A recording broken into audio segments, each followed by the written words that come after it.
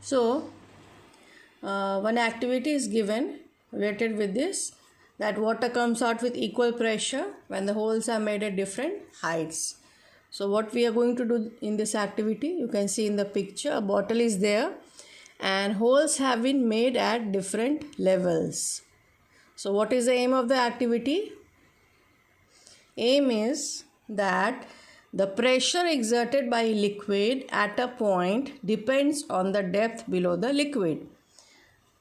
So that is the aim. We have to demonstrate that pressure exerted by a liquid at a point depends on the depth below the liquid. Now materials, what do we require? We require a bottle and water. Then we'll poke 3 holes in a long bottle at different levels. You can take a plastic bottle also of cold drinks and all. So we'll fill the bottle with water and you will see that water rushes out from all the holes. But water falls farthest from the lowest hole, while water falls nearest to the bottle from the top hole. So what is the conclusion of this activity? Conclusion is this, that the pressure exerted by water is highest at the bottom and lowest at the top in the bottle. So what we observe, that as we go lower in a container, the pressure exerted by the liquid increases. So we conclude that liquid increases with depth. Pressure exerted at the base will be highest and pressure exerted at the surface of a container will be at the least. Now, this we have read earlier, that a liquid exerts pressure everywhere on the container, on the walls of the container, the base of the container and upwards. So, we can say that liquid exerts pressure in all the directions. So, 2 points are important. First is, liquids exert pressure equally in all directions at a given height and the liquid pressure increases with depth. Now next is pressure exerted by gases.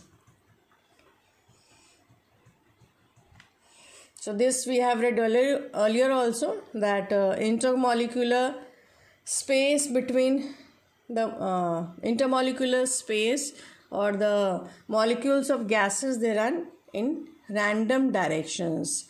So why does a balloon inflate on filling air on it? I hope you know what is inflate and deflate. When we fill air in the balloon, it is known as inflate. When we squeeze out the air, that is known as deflate. So the molecules of a gas, they collide with each other and even with the walls of the container, you can see here. Now when a molecule collides with the wall of the container, it exerts pressure or force on the wall. So they produce a resultant force, and which in turn exerts a large pressure on the walls of the container. Now on heating a gas, its particles move more rapidly and create a greater pressure, and it becomes so big that the container might burst. And all of you know that air is a mixture of gases.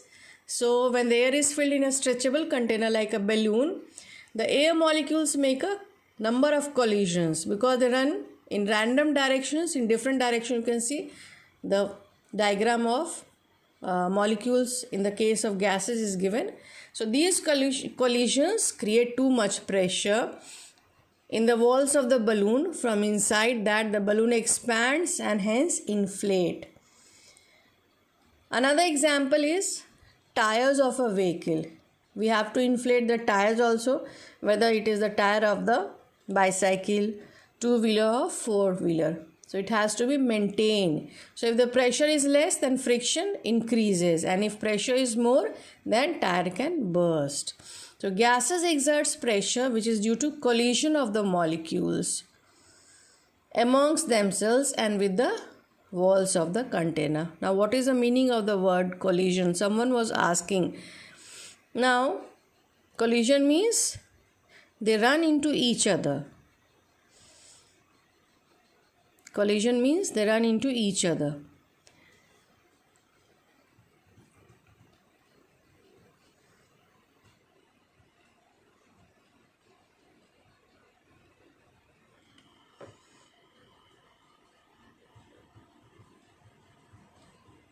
So I hope it is clear.